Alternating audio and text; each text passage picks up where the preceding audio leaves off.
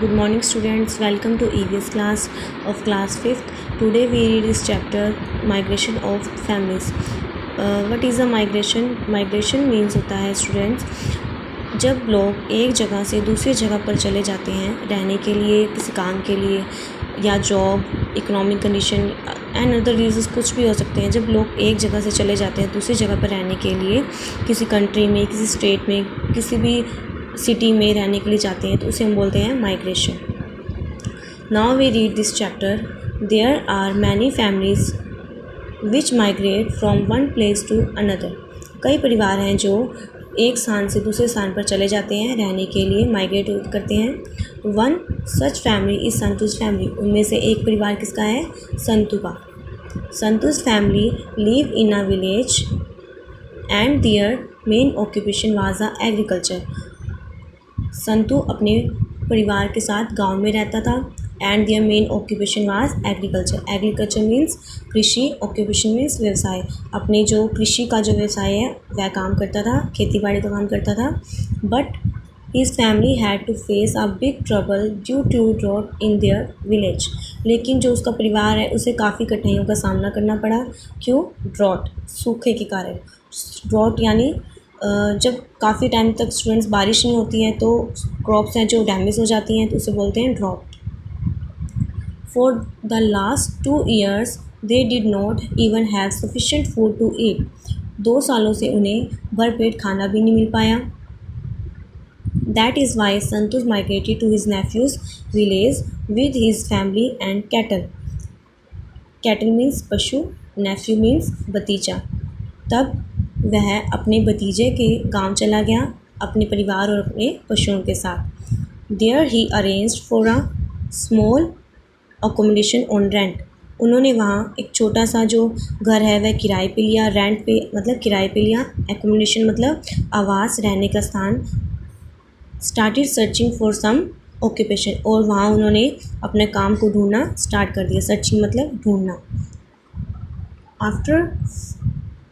After few days, कुछ दिनों बाद, he got work there and therefore he started living in that. कुछ दिनों बाद वह वहीं पर रहने लग गए, वहीं काम करने लग गए विद हिज फैमिली, अपने परिवार के साथ। However it was not at all easy for him to live there. उसके लिए यहाँ पर रहना, अपने परिवार के साथ वहाँ रहना कोई आसान नहीं था। Soon he started missing his own village. Missing मतलब याद करना। उसने वहाँ पर रहकर भी अपना जो गांव है बहुत याद आता था। He got news that there was a very good rain in his village this year.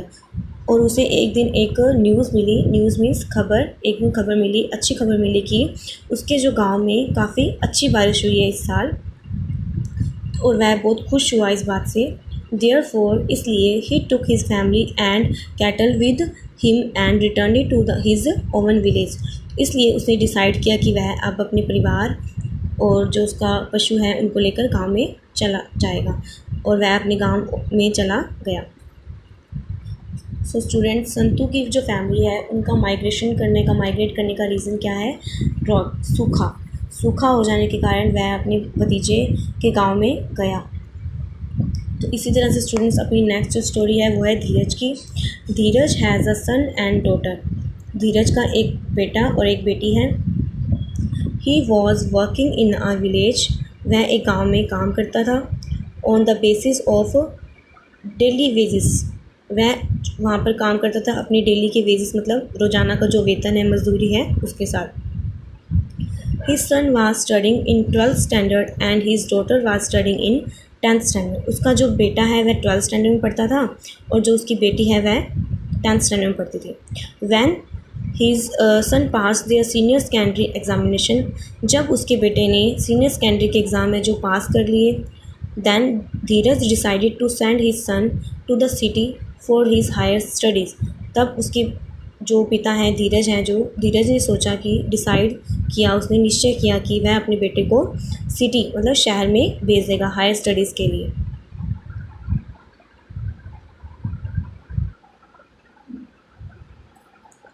He thought that If his son went to live in the city away from his family for studying, then the expenditure of the family would increase.